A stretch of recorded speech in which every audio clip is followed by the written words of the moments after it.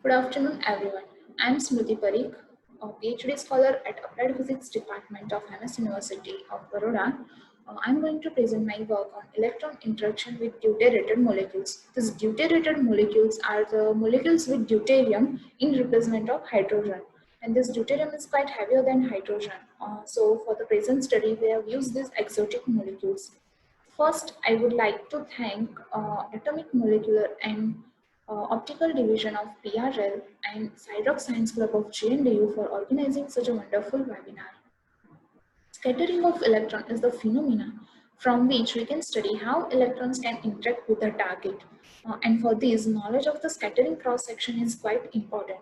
During this scattering, various processes are take place. Among all of them, inelastic processes, in particular, ionization is the most fundamental and effective tool to probe into the structure and dynamics of the target. In fact, total ionization cross-section finds key importance in various applied sciences. So for the present study, we have reported total ionization cross-section data for some deuterated molecules for energy from ionization threshold to 5000 electron volt. In this energy range, only electronic excitation and ionization process can occur. We have used these molecules because of the fact that they have a lot of applications in various applied sciences such as civil materials, biomedical research, pharmaceutical research, etc. And there has been less work carried out for this molecule, and it prompted us to perform this work. These are the 12 molecules with their IPs which we have used, and we have calculated total Q inelastic, total Q ion, and Q excitation cross section for all of them.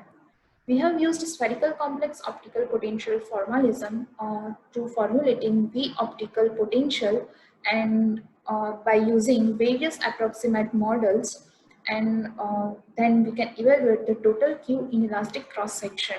This V op then used for solving the Schrodinger wave equation numerically through partial wave analysis method.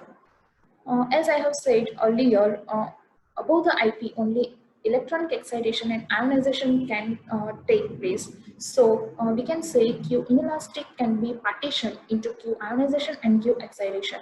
This Q excitation for higher energies decreases rapidly. So it can be said that for higher energies, Q inelastic should be greater than or equal to Q ion. There is no rigorous way to calculate this Q ion, so we have developed a semi-empirical approach, complex scattering potential ionization contribution method by defining this ratio R, which is expressed as a continuous function of energy and ionization potential of target. This ratio has to be satisfied these three conditions, and at the peak value of energy, this ratio is found in between 0.7 to 0.8, which is based on the observation that at peak of Q inelastic, contribution of Q ion is about 70 to 80%. So here I'm going to present our results by using these two theories. The middle solid curve represent the total Q ionization data for the target, and we can observe that as we increase the energy above the target, above the IP of the target, first ionization, second ionization, dissociation of the target takes place. And as we move further around 70 to 100 electron volt energy, Q ion reaches its peak. Again, if we further increase the energy, Q ion reduces, and this reduction is because of the fact that electron having much higher energy doesn't get sufficient time to interact with the target to cause such ionization effects. The uppermost solid curve and lowermost solid curve represent the present calculated total Q inelastic and Q excitation data respectively. And as I have said earlier, this Q excitation probabilities decrease a lot for the higher energies around 500 to 800 electron volt.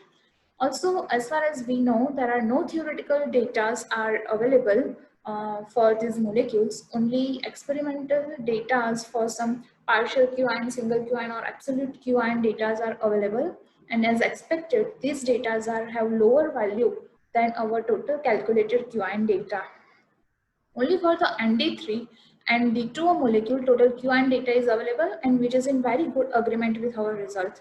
So present study is significant as it can be useful to fill the void in the database and may also inspire some researchers for other measurements for these molecules as they are very important target. Thank you.